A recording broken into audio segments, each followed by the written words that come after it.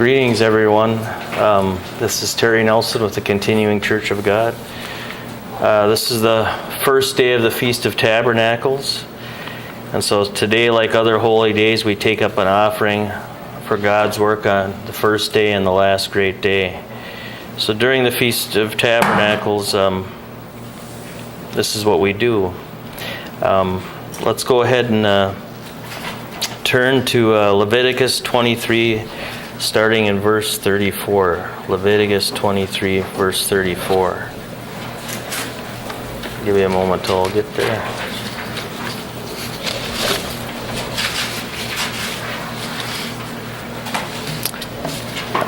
Starting in verse 34, it says, "Speak unto the children of Israel, saying, The 15th day of this 7th month shall be the Feast of Tabernacles for 7 days unto the Lord. On the first day shall be a holy convocation, which is today, and you shall do no servile work there." And verse 36, 7 days ye shall offer an offering made by fire unto the Lord. On the 8th day shall be also a holy convocation unto you, and ye shall offer an offering made by fire unto the Lord. It is a solemn assembly, and ye shall do no servile work therein. Verse 37, "These are the feasts of the Lord, which ye shall proclaim to be holy convocations, to offer an offering made by fire unto the Lord, a burnt offering and a meat offering, a sacrifice and a drink offering, everything upon his day. Besides the Sabbaths," verse 38, "besides the Sabbaths of the Lord, and beside your gifts, and beside all your vows, and beside all your freewill offerings, which we give unto the Lord. Also, in the 15th day of the 7th month, when ye have gathered in the fruit of the land, ye shall keep a feast unto the Lord 7 days, and on the first day shall be a Sabbath, which is today, and the 8th day is the last great day, shall be a Sabbath." That's also a day for offerings. Verse 40, "And ye shall take," or we'll go to 41 instead, "And ye shall keep it a feast unto the Lord 7 days in the year, and shall be a statute forever in your generation." So it's forever. "And ye shall celebrate it in the 7th month."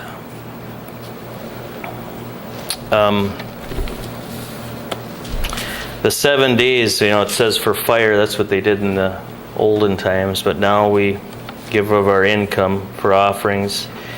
And the 7 days mentioned that God requires us to attend is for our reasonable service. I'll go to some. You don't have to turn there, but I'll go to some scriptures and see if I can find it. Maybe I'm missing something. Does any of you have well, I guess we'll just go from that. I'm missing something here, but so what does the Continuing Church of God do with the tithes and offerings? Well, we preach the gospel to the world through the www.cogwriter.com website, the Bible News Prophecy channel, and the Continuing Church of God channel on YouTube. And the main Continuing Church of God website also, radio interviews that Dr. Teal does, many outlets of literature, books, articles, Bible News, Prophecy magazine, and very important, we provide for the physical needs of our brethren in Africa and other parts of the world that need help. So you can be sure your tithes and offerings given to God are for His work and purpose. Let's go ahead and turn to Haggai 2, verse 8. Haggai 2, verse 8.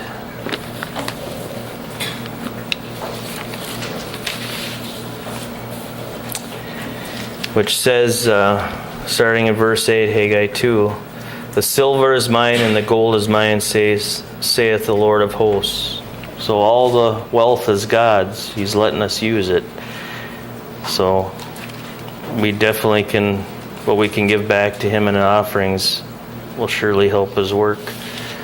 We can go ahead now and turn to Malachi 3, verses 7 through 12. Malachi 3, verses 7, starting in verse 7.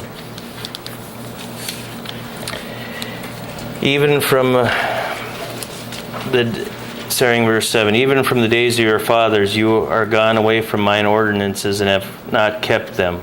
Return unto me, and I will return unto you, saith the Lord of hosts. But you said, wherein shall we return?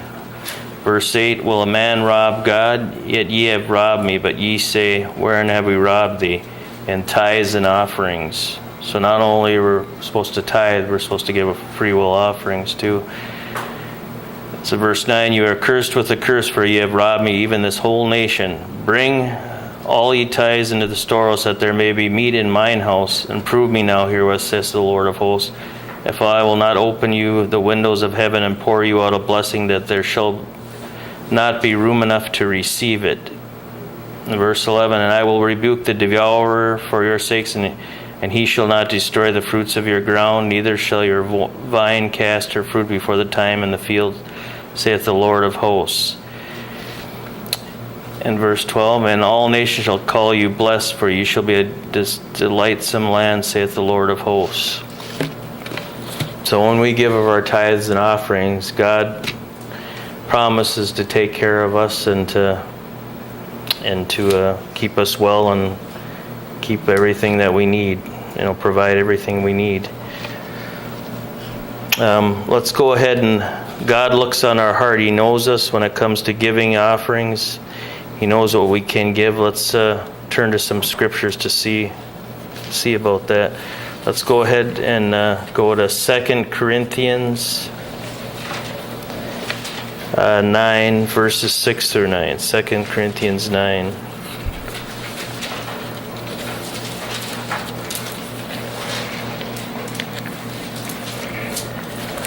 Starting in verse 6. But this I say, he which soweth sparingly shall reap also sparingly, and he which soweth bountifully shall reap also bountifully. Every man according as he proposeth in his heart, so let him give not grudgingly or of necessity, for God loveth a cheerful giver.